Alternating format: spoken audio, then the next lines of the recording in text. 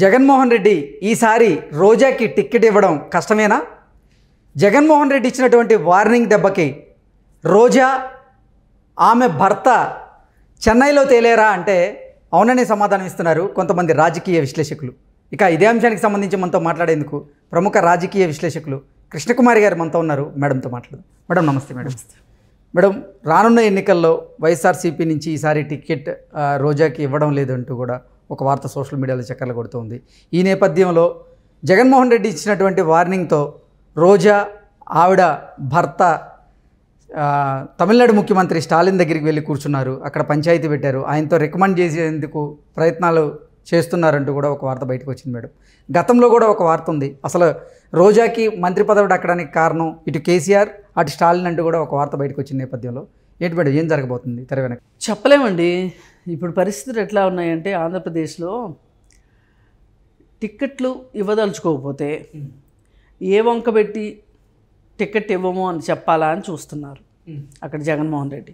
ఇప్పుడు తాజాగా ఉన్న వార్త ఏంటంటే ఆవిడ మొన్న డిసెంబర్ 31కి బెంగళూరులో పబ్కి వెళ్ళారు. అందువల్ల ఆవిడకి టికెట్ అసలు నువ్వు పబ్కి ఎందుకు వెళ్ళావు అనే దాని మీద షోకాజ్ నోటీస్ ఇష్యూ అయ్యింది అని చెప్పి వార్త చక్కర్లు కొడుతుంది.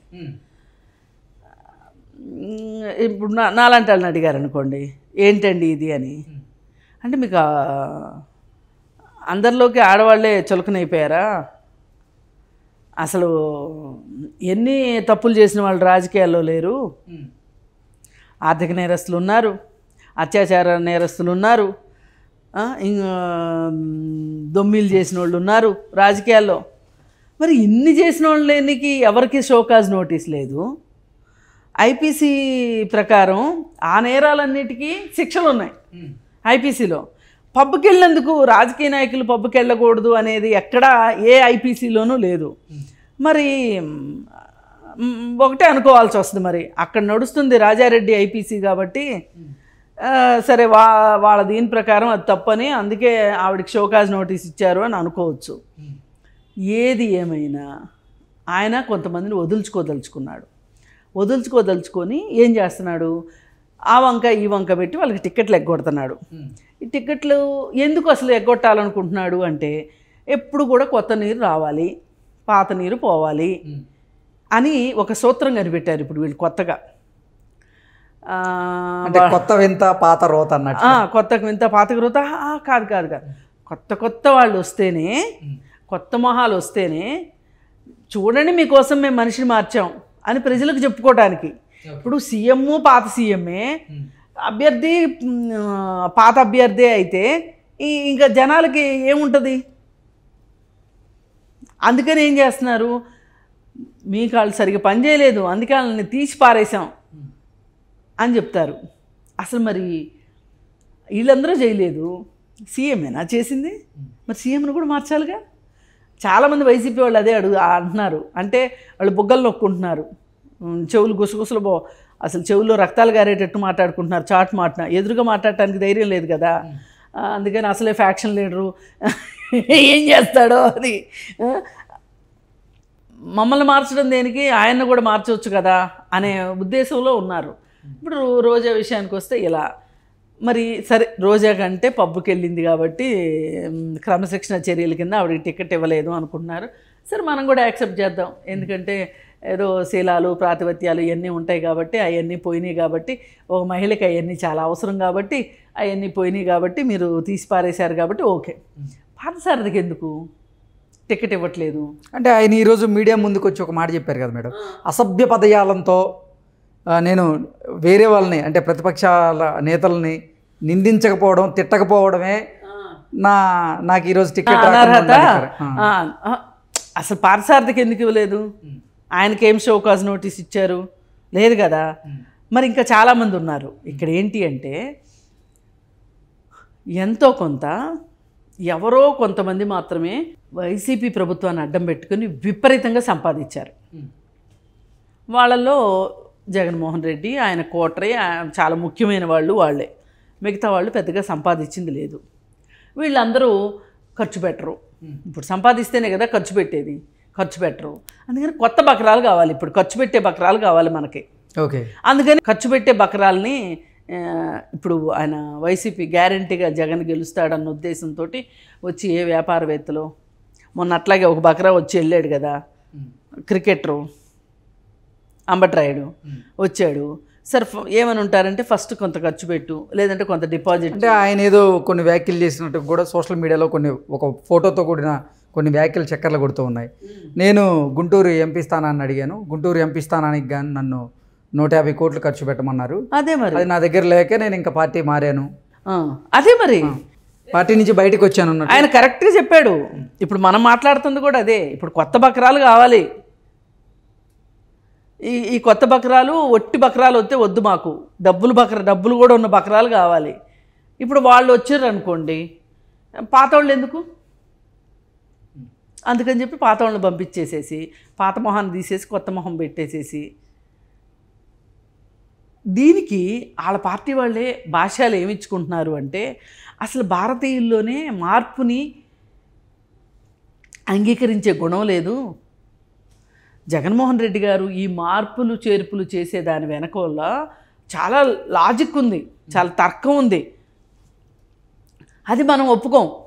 ఈ భారతదేశాన్ని పరిపాలించింది ఎక్కువ కాలం కాంగ్రెస్ పార్టీ కాబట్టి ఈ కాంగ్రెస్ పార్టీ ఈ విధంగా నేర్పేసింది. 4-5 సార్లు మంత్రులు, 4-5 సార్లు ఎమ్మెల్యేలు, 4-5 సార్లు ఎంపీలు, అసలు అట్లా కాదు, ఎప్పటికప్పుడు మార్చేయాలి అని చెప్తున్నాడు ఒక పెద్ద మనిషి. శబాష్, నాకు నచ్చింది ఆ మాట. మార్పును అంగీకరించాలి మనం. మరి జగన్మోహన్ రెడ్డిని కూడా మార్చాలిగా. జగన్మోహన్ రెడ్డి ఏమో భూమి ఉన్నంతకాలం నేను సీఎం అని అంటున్నాడు, కానీ మిగతా ఎమ్మెల్యేలు ఎంపీలు వీళ్ళు మట్టుకు సర్దుకుని తట్టబొట్ట సర్దుకుని ఇంటికి వెళ్ళిపోవాలి. ఈ ఎలక్షన్లో ఖర్చు పెట్టాలి, వెళ్ళిపోవాలి. జీవితానికి జన్మానికో శివరాత్రిలాగా ఒకసారి నేను ఎమ్మెల్యే అయ్యాను అని ఎమ్మెల్యే పెన్షన్ తీసుకుంటానికి ప్రశాంతంగా నాకు ఒక పదవి ఉంది ఒకప్పుడు అని చెప్పుకోవటానికి ఇలా వెళ్ళిపోవాలి. ఇది తప్పితే అక్కడ వేరే కారణం ఏమీ లేదు. ఆయన ఎంతసేపుడికి తన చేతగానితనాన్ని ఎమ్మెల్యేల మీద రుద్దేసేసి కొంతమంది ఎమ్మెల్యేలకి టిక్కెట్లు నిరాకరించి కొంతమంది ఎమ్మెల్యేలని స్థానభ్రంశం చేసి తనేదో గట్టెక్కాలి అని చూస్తున్నాడు. ఇప్పుడు దీనికి అసలు ప్రజలు ఎందుకు ఆగ్రహంతో ఉన్నారు? నా ఎమ్మెల్యేలు సరిగ్గా పనిచేయకపోవటం వల్ల ఆగ్రహంగా ఉన్నారా, లేకపోతే అసలు మొత్తంగా రాష్ట్రంలో పరిపాలన సరిగా లేక ప్రజలు వ్యతిరేకం అవుతున్నారా, ప్రజలు కోపంలో ఉన్నారా అనేది ఆత్మవిమర్శ చేసుకుంటానికి జగన్మోహన్ రెడ్డి ఇష్టంగా లేడు. పైగా ఈ జగన్మోహన్ రెడ్డి చుట్టూ ఉన్న వాళ్ళందరూ నువ్వు చేసిందే కరెక్ట్ బాస్ అంటున్నారు. బాస్ ఈజ్ ఆల్వేస్ రైట్ అన్నట్లు ఆ సిద్ధాంతం ప్రకారం నువ్వు చేసిందే రైట్ అంటున్నారు. దాంతో అతనికి అతను తప్పేంటో అతనికి తెలియట్లా. ఎవరైనా ఒకసారి ఆయన మనసు విప్పి ఎవరితోనో మాట్లాడినా, ఆయనతోటి ఎవరైనా మనసు విప్పి మాట్లాడినా, ఒక నాయకుడితోటి మనసు విప్పి మాట్లాడగలిగే వాళ్ళు ఉండాలి. నిత్యం ప్రజలతోటి సంబంధాలు ఉండేవాళ్ళు మాట్లాడగలగాలి. అంటే వాళ్ళు ఏదన్నా సలహాలు ఇచ్చినా ఆయన తీసుకోడు అనేది రూమర్ కదా మేడం. పైగా ఆయన సలహాలు ఇవ్వని సలహాదారులు ఎక్కువ ఆయనకి. ప్రభుత్వ సలహాదారులు ఉన్నారు, వాళ్ళు సలహాలు మట్టుకు ఇవ్వరు, ఇచ్చినా తీసుకోము. వాళ్ళకు ఊరికే వైఎస్ఆర్ పార్టీ అంటే వాళ్ళకి ఇష్టం కాబట్టి వైఎస్ఆర్ పార్టీ తరఫున చిలక పలుకులు పలుకుతారు కాబట్టి వాళ్ళు సలహాదారులు. ఇప్పుడు ఇందాక నేను చెప్పిన ఒక భాష్యం చెప్పారు కదా, కొత్తని అంగీకరించిన భారతీయులు అని ఒక భాష్యం చెప్పారే, ఆయన కూడా ఒక సలహాదారే. ఇట్లా ప్రపంచానికి ఏమన్నా చెప్పాల్సి వస్తే, జగన్మోహన్ రెడ్డి ఏమన్నా వెనకేసుకు రావాల్సి వస్తేనే ప్రభుత్వ సలహాదారులు పనిచేస్తారు, అప్పుడే మాట్లాడతారు వాళ్ళు, అదర్వైజ్ మాట్లాడరు. సలహాదారు అంటే ఎట్లా ఉండాలి, ఏ దీనికి సంబంధించి దానికి ఒక సలహా ఇచ్చేటట్లు ఉండాలి, నువ్వు తీసుకునేటట్లు ఉండాలి. ఇప్పుడు సపోజు అంగన్వాడీ సమస్య ఉందండి, ఇప్పుడు కొట్టుమిట్టాడుతుంది అక్కడ సమస్య, అసలు దరియంతు లేకుండా ఉంది ఆ పోరాటం.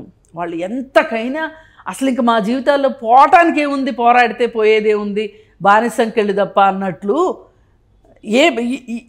ఈ మాత్రం జీతం వచ్చే ఉద్యోగం ఉంటే ఎంత పోతే ఎంత అన్న పరిస్థితిలో వాళ్ళు పోరాటం చేస్తున్నారు. అలా అని ఉద్యోగం వదులుకుంటారని కాదు, అసలు చెప్తున్నా నేను, అంత పరిస్థితికి వెళ్ళి వాళ్ళు పోరాడుతున్నారు. అసలు ఏంటి ఈ సమస్య ఏంటి? అసలు అంగన్వాడీలు ఎందుకు ఇంత రివోల్ట్ అయ్యారు? ఎందుకు ఇంత ఎదురు తిరుగుతున్నారు? అసలు వీళ్ళకి ఈ చిన్న ఉద్యోగస్తులకి ఇంత గొంతుకు ఎక్కడి నుంచి వచ్చింది? ఎలా వచ్చింది? నిజంగా వాళ్ళ బాధ ఏంటి? మంచి ఏంటి? చెడు ఏంటి? నాకొక నివేదిక కావాలి దాని మీద అని తెప్పించుకుంటే నివేదిక ఇవ్వరా అండి? ఇచ్చేవాళ్ళు లేరా అండి? ఆ నివేదిక అంటూ చదివితే నిష్పక్షపాతమైన నివేదిక కనుక వస్తే నువ్వు వాళ్ళకి వాళ్ళు అడిగిన జీతం ఇవ్వకుండా ఉంటావా? పోనీ వాళ్ళు 20,000 సజ్జల రామకృష్ణారెడ్డి గారు బయటకు వచ్చి వాళ్ళు మహా అయితే 1,00,000 మంది ఉంటారు, వాళ్ళ వల్ల మాకు పోయేదేం లేదు ఎలక్షన్లో కూడా అంటూ కూడా ఆయన మాట్లాడుతున్న మాటలు చూసాం కదా మేడం. మళ్ళీ ఇంకా రివ్యూ ఎందుకు చేస్తారు? అదే నేను అంటున్నా, అసలు రివ్యూ చేసే ఉద్దేశం ఈయనకి లేదు. ఆయనకి రివ్యూ చేసే ఉద్దేశం లేని దాన్ని వెనకేసుకొచ్చే సలహాదారులు ఉన్నారు ఆయనకి. ఇప్పుడు మామూలుగా ఏంటంటే ఒక ఇంట్లో వాళ్ళే ఉంటారండి. ఒకళ్ళు ఏదైనా పొరపాటు చేసినా బయట రోడ్డు మీద వాళ్ళని సపోర్ట్ చేసుకుని ఇంట్లోకి వస్తారు. ఇంట్లోకి వచ్చిన తర్వాత అందరి ముందు నీ పరువు తీయకూడదని నిన్ను సమర్థించాను, కానీ ఈ తప్పు నువ్వు సరిదిద్దుకుంటావా లేదా, అసలు ఏం జరిగింది ఏంటి అని ఇంట్లోకి వచ్చాక అడుగుతారు కదా. ఇది కదా అసలు చేయవలసిన పని. ఆ పని జరుగుతుందా అక్కడ? జరగట్లేదు. ఎంతకీ ఏంటంటే ఈ 1,00,000 మంది 1,00,000 ఓట్లు అయిపోతే ఏం పోయింది? అయిపోతే ఏమవుతుంది? మాకు ఓట్లు వేసేవాళ్ళు ఉన్నారు. జగనన్న గోరుముద్దలు ఎన్నెన్నో ఉన్నాయి పథకాలు. ఆ పథకాల్లో లబ్ధి పొందిన వాళ్ళందరూ ఓటేస్తారు అని చెప్పి వాళ్ళు అనుకుంటున్నారు. ఆ ఉద్దేశంతో వాళ్ళకి అసలు ఈ అంగన్వాడీలు అనేవాళ్ళు ఒక మనుషుల్లాగా కనపడట్లా. కానీ అంగన్వాడీ ఇలా సేవలు తీసుకుంటున్న వాళ్ళు ఎంత పేదవాళ్ళైనా సరే, నువ్వు చెప్పే నీ పథకాలు తీసుకున్న వాళ్ళైనా అంగన్వాడీ వర్కర్స్ ఏం పని చేస్తారో వాళ్ళకి తెలుసు. ఇప్పుడు ఒక అంగన్వాడీ వర్కరు ఒక్క ఓటు మార్చగలిగింది అనుకుందాం ఈ కడుపు మంటతోటి. 1,00,000 మంది 1,00,000 ఓట్ల, ఒక్కొక్క మనిషిని మారిస్తే ఇంకొక 1,00,000 ఓట్ల, 2,00,000 ఓట్లు. 1,00,000 మంది అంగన్వాడీలు ఉండొచ్చు, కానీ వాళ్ళ కుటుంబంలో ఎంతమంది ఉన్నారనేది ఎట్లా తెలిసిద్ది? అదే కదా. ఇప్పుడు ఇదే స్ట్రాటజీ మనం ఇంతకుముందు కూడా మాట్లాడుకున్నాం. ఇక్కడ తెలంగాణలో నిరుద్యోగులు వీళ్ళదేముంది అని అనుకుని వాళ్ళని పట్టించుకోకపోతే వాళ్ళు ఏం చేశారు? వాళ్ళ ఊర్లు వెళ్ళి వాళ్ళ ఇళ్ళకి వెళ్ళి వాళ్ళ ఇళ్లలో వాళ్ళని కన్విన్స్ చేసి అప్పటిదాకా కేసీఆర్కి ఓటేద్దాం అనుకున్న వాళ్ళని కూడా కొంతమందిని మార్చి వాళ్ళు మీకిచ్చే కళ్ళజోళ్ళు, కేసీఆర్ కళ్ళజోళ్ళు, లేకపోతే ఇంకోటి ఇవన్నీ ఎంత, మాకంటూ ఉద్యోగం వస్తే ఇవన్నీ మేము ఇచ్చుకోలేమా మీకు? అసలు మాకు ఉద్యోగం ఇవ్వచ్చు కదా అని చెప్పి వాళ్ళు మాట్లాడితేనే కదా వాళ్ళు ఎదురు తిరిగి ఈ పల్లెటూరుల నుంచే కదా ఎక్కువ ఓట్లు కాంగ్రెస్కి పడింది. ఇదే పరిస్థితి అక్కడ రిపీట్ అవ్వదని గ్యారంటీ ఏంటి? నిరుద్యోగులు ఇక్కడ కేసీఆర్ ఓడిపోవటానికి ఎంత కారణమో రేపొద్దున జగన్మోహన్ రెడ్డి ఓడిపోవటానికి ఇంకా చాలా కారణాలు ఉన్నాయి. ఇది ఒక ప్రముఖమైన కారణం అవుతుంది. మరి ఈ కాంటెస్ట్లో మనం ఆలోచిస్తే గనక ఆయన ధీమా ఏంటి అంటే ఇప్పుడు కొత్త మొహం వస్తుంది ప్రతి నియోజకవర్గానికి. లేకపోతే ప్రతి నియోజకవర్గానికి కొత్త మొహం ఎలా వస్తుంది? కొంతమందినేమో అసలు తీసేసి కొత్త వాళ్ళని తీసుకొస్తారు క్యాండిడేట్ని. కొంతమందిని ఏం చేస్తారు? ఇప్పుడు పెనమలూరు ఉంది పార్థసారథి, అక్కడ బోడి ప్రసాద్ గారు తెలుగుదేశం నుంచి జోగి రమేష్ని ఇన్ఛార్జిగా వేశారు అక్కడ. జోగి రమేష్ ఇప్పుడు దాకా ఎక్కడ ఉన్నాడు? పెడంలో ఉన్నాడు. పెడంలో ఉన్నోడిని తీసుకొచ్చి ఇక్కడ వేశారు. ఇక్కడ వేస్తే పెనమలూరు ఓటర్లకి ఈయన కొత్త మొహమేగా. పెడల్లో ఇంకొకళ్ళు ఎవరినో తీసుకెళ్ళి అక్కడికి మారుస్తాడు. ఇది అతని వ్యూహం. అభ్యర్థుల్ని మార్చడం ద్వారా లబ్ధి పొందాలి అని జగన్మోహన్ రెడ్డి చూస్తున్నాడు. అతను ఎంతవరకు ఫలిస్తుందో చూద్దాము. అసలు మనం ముందుగా మాట్లాడుకున్న రోజాకి టిక్కెట్టు మరి మద్రాస్ ద్వారా అయినా స్టాలిన్ అయినా టిక్కెట్ ఇప్పించగలుగుతాడా ఆలోచించాలి. వేచి చూద్దాం. Okay madam, thank you so much.